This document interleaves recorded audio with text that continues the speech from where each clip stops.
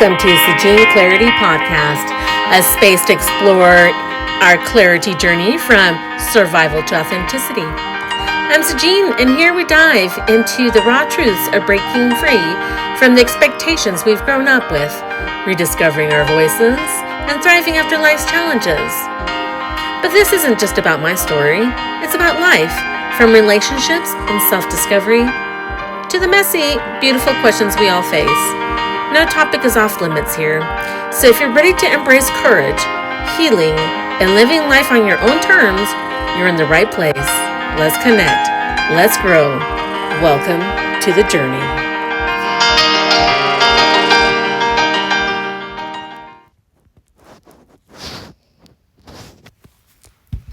Before we dive in, a quick disclaimer. This podcast is for informational and inspirational purposes only. I'm not a licensed therapist, counselor, or medical professional, and the content shared here is based on personal experiences and insights. If you're facing significant challenges, please seek the support of a qualified professional.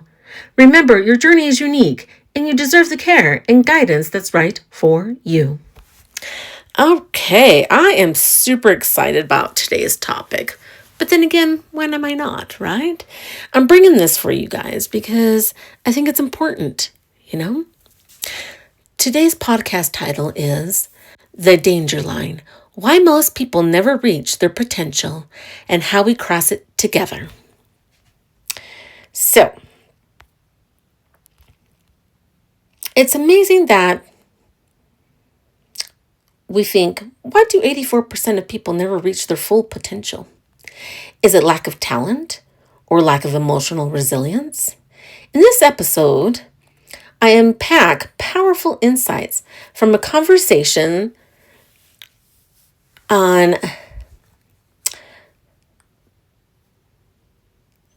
some individuals here that have brought so much to what I thought. I was listening to a podcast, and it had Lewis Howes and performance psychologist Dr. Michael Gervais. It was really good. And I bring their information to say from what my perspective is, from what I gathered from them. So it's my information that I concluded that I thought this would be great to bring to you. About identity, purpose, emotional regulation, an invisible danger line that keeps most people stuck. But this isn't about sports. No. It could be, for them it was. For me, it's different. Okay? I'm, bringing it to something that relates to me and probably to you. This is about surviving trauma, parenting strong children, breaking generational patterns, reclaiming identity, choosing clarity over conditioning. If you ever felt like you were built for more but couldn't break through, this episode is your invitation to cross the line. We talk about purpose, connection, emotional intelligence, how we raise children who are brave enough to live fully. This is about empowerment. This is about clarity. This is about finally stepping into who you were meant to be. Today on my walk, I was listening, like I said, to something that hit me deeply. It wasn't just about sports. It was about identity. It was about why so many of us never become who we could be. There's something called the danger line, the psychological line most people never cross. And I realize this isn't about athletes. This is about mothers, survivors, children. This is about us. Yes, it is. What is the danger line? I believe it's, one, the fear of being fully seen. How many times have we shrunken ourselves because we feel like somebody is not going to like us? They're going to call us names. They're going to treat us unfairly or be judged, right? And that's my next one. Fear of judgment. How many times do we fear people's judgment? Which I think is interesting, because if you think about it, everybody has that fear of being judged. So if we're all feeling afraid of being judged, then why do we care? You know, another human cannot judge us if we don't give them that permission, the ability to judge us, right? They're allowed to their own opinions. Yes, indeed. But that's none of my business, right? My business is me and how I'm going to get ahead. We're afraid of failure. I believe this one has been instilled into us as we were children, right? I've spoken about this in my previous podcast, where we are taught that our only value is by whatever test or type of grading system that is placed on us at a very young age in school. And so now we're afraid because we've been taught failure. And failure means that I'm no longer good to someone. You feel like you're not useful. It's terrible. I believe that no one should have that fear of failure. And it shouldn't even be failure. It should be learning moments. Why? Because I think we deserve it. Even nature has learning moments. And nobody comes and says, oh, you're the worst of this. You shouldn't even be this, you know. We need to have that ability to do things. And if they don't go one way, then we grow from it. And we what? We pivot. We learn. The next one, fear of success. I know you're thinking, what? Why would you be afraid of success? Since that is what everybody is trying to attain to. But think about it. Some people are afraid of success because then that means they have to move to another level, to another stage of their life. And maybe they don't want to move. They feel comfortable where they're at. You know? And that shouldn't be the case, but it does, you know. You fear that the success will take your loved one somewhere else, or that you will be taken away from them because you're moving on, right? And or you think that that success could bring you other issues that you don't want to deal with. But no, let's not do that to ourselves. The next one is identity attachment to survival mode. For the longest time, I was stuck there under survival mode. And it still lingers, but I'm working hard on it. We build our identity on it. I don't want that anymore. I want my identity to be me, the survivor. Maybe not even the survivor. What? Somebody who actually gets to thrive.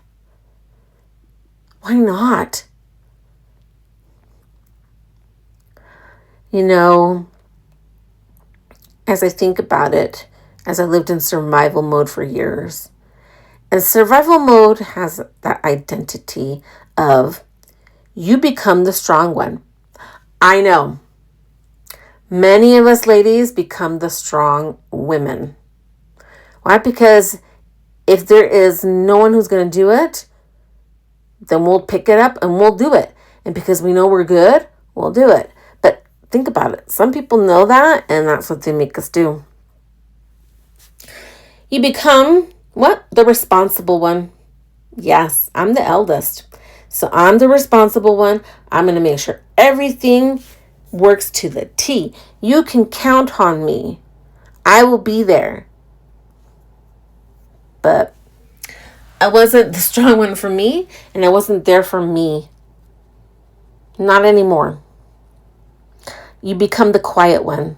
How many of us become the quiet one, especially in school, church, work, friendships, love interests?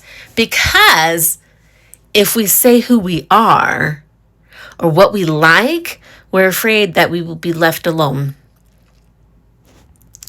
Something that I took from this, from my walk and listening to this podcast, is something beautiful. We humans are always striving for what? Purpose and connection. And sometimes we become those quiet ones, right? For that connection. But no, I'm here to say we're here to find the people that will actually reciprocate that. And if not, then we are in that valley, I guess you would say, of loneliness. But it means that we're on a quest where you have to be the one that basically goes on your own journey. But you're not going to be alone all the time. But at some point, survival becomes a ceiling. And crossing the danger line means asking, who am I without my wounds?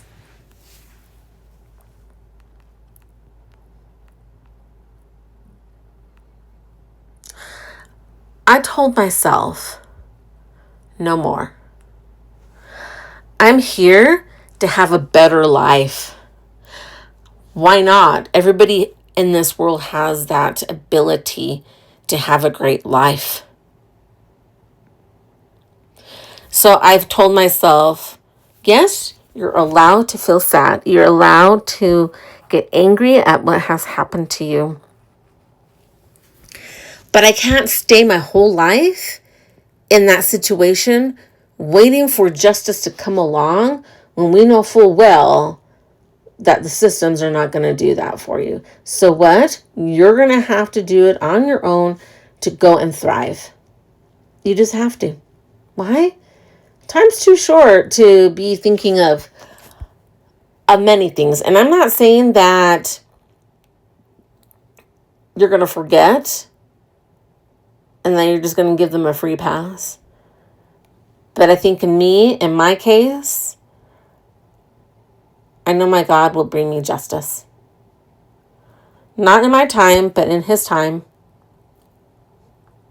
And like I've told you guys, I've always said, hey God, He's your creation. You're going to have to deal with Him. Why not? As us parents, when we see a kid who is not doing something right, we're observing, and if we do something, we go and say something. We take care of it, right? And I can't tell God what to do, and I can't tell the other person who hurt me what to do. So I pray. And I choose to move away from anything that hurts me in my life. So, one thing that is good is emotional intelligence and regulation. You know, every day I keep thinking, what did I need? I think it would be great if schools taught emotional intelligence and regulation. But then again, it's something that fear-based systems are not going to show you that. They'll talk because they want to make it look like, yeah, we have this. But in real life, I know you guys have not seen that. And if you have, I commend you and I applaud you that you had some really great people in your life. The reason I say it is we have to figure out, especially if you're a high performer, how to regulate your emotions. Because so many people, and maybe not even people, there's the people who depend on you, but then there's the manipulators who take advantage of that. So you're going to have to learn how to regulate your emotions because you burn out quick. You have to figure out resilience training. You got to figure out things that will help you move forward in life because we live it. It doesn't mean there's no storms. It doesn't mean there's no flies. There's no other critters that will come in, to try to hurt you. And I say it in an analogy. I'm not saying people are these things, but it's the best way that I understand them and how I can convey my message to you. Emotional awareness is strength. The more you understand how you feel, how your emotions affect you and don't, then you can start saying, okay, it's okay that I feel sad. What do I need to do to take care of myself in that sadness? Or if I'm angry, what am I going to do? I need to go exercise. I'm going to write. I'm going to sing. I'm going to dance. whatever I need to get that out. We need to figure things out. And one thing that I would love to also discuss is we need to bring this to our children too.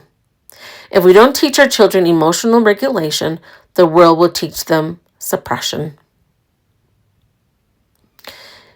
And I think the thing is we cannot hold our children in a bubble and make sure that they're going to be safe at all times.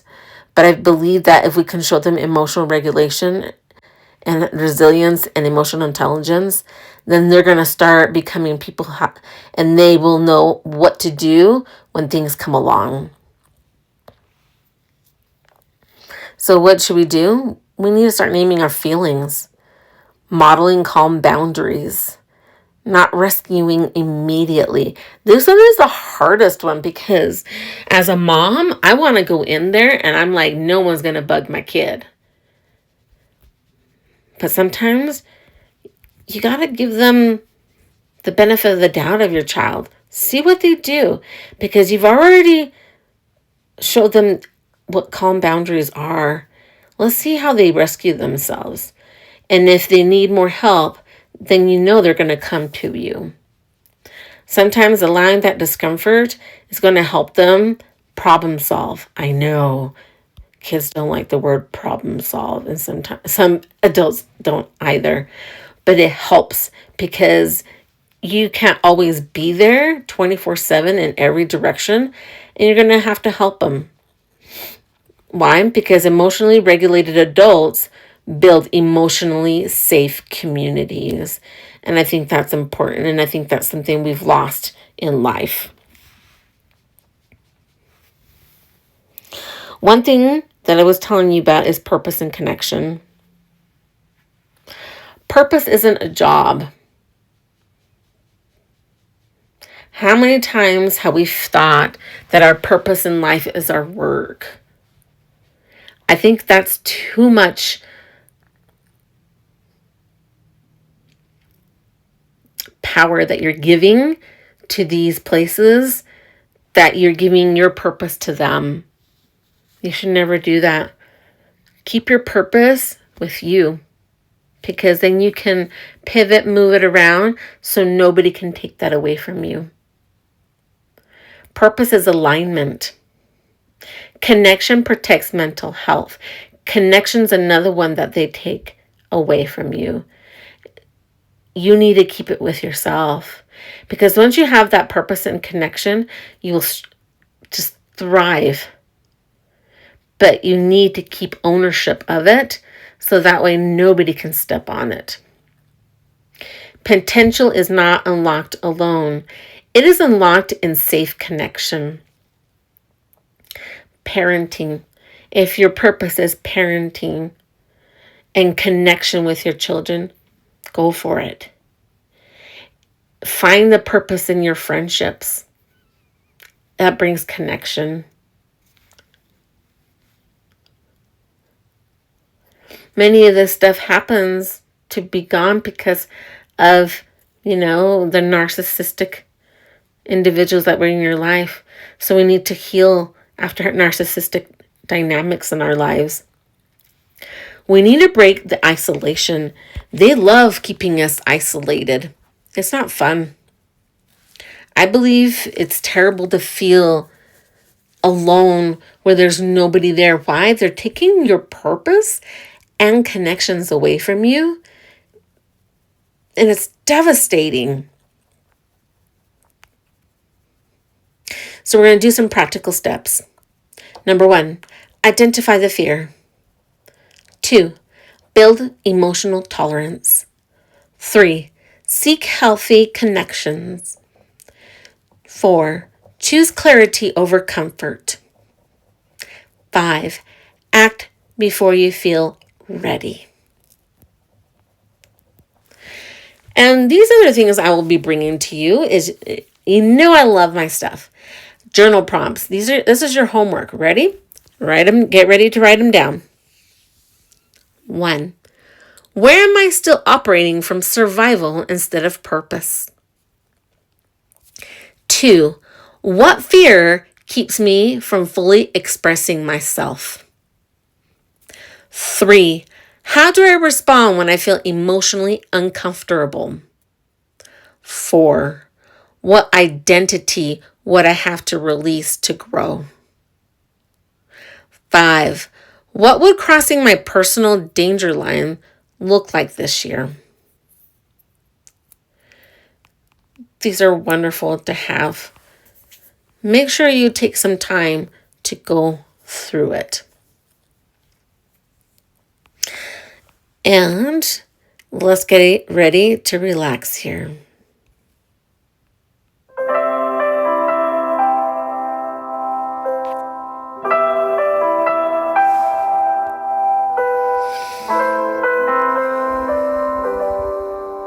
Take a deep breath in and exhale slowly. Picture a line in front of you. It represents fear. It represents doubt.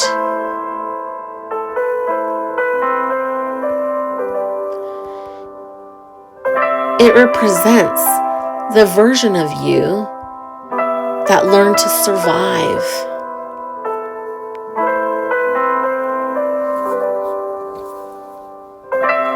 Now ask yourself, what am I protecting?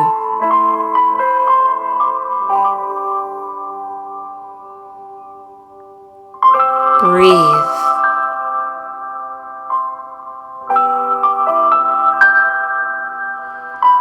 Imagine your future self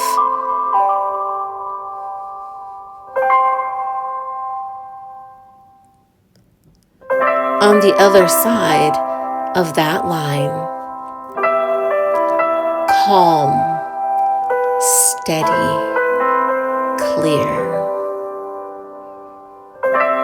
Not perfect, but grounded. Notice they are not louder. They are not harsher. They are simply free. Take a step forward in your mind. Feel the discomfort. Stay.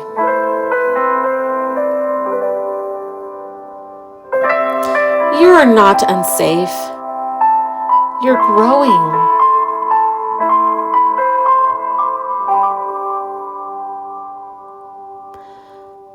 Breathe in courage. Breathe out conditioning.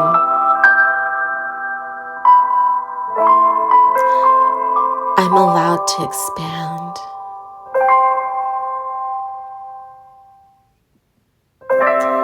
Sit in that expansion. You're not crossing alone. You're crossing for your children or your loved ones, for your community, for yourself.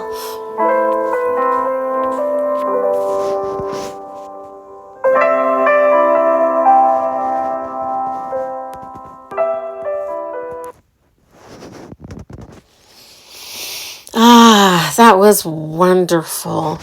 Let's wiggle our toes and get ready to just feel that energy, the ability to move forward.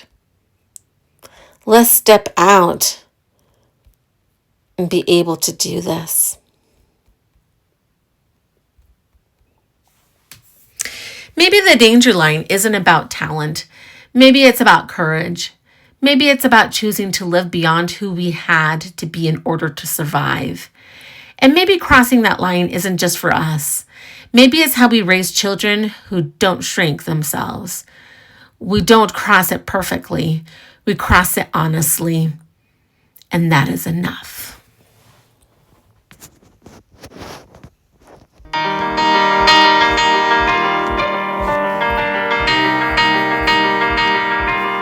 Thank you so much for joining me on today's episode on the Sajine Clarity Podcast. I hope it gave you something to think about, feel, or explore on your own journey.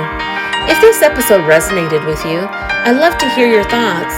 Feel free to share it with someone who might need it or reach out to connect. Let's have this podcast grow. Go ahead. Get people to follow. Every weekend I have a beautiful podcast for you. It's something that speaks from my heart, the things that I go through, and I know we all need that clarity to move forward. And you're very important to me. Thank you so much. Until next time.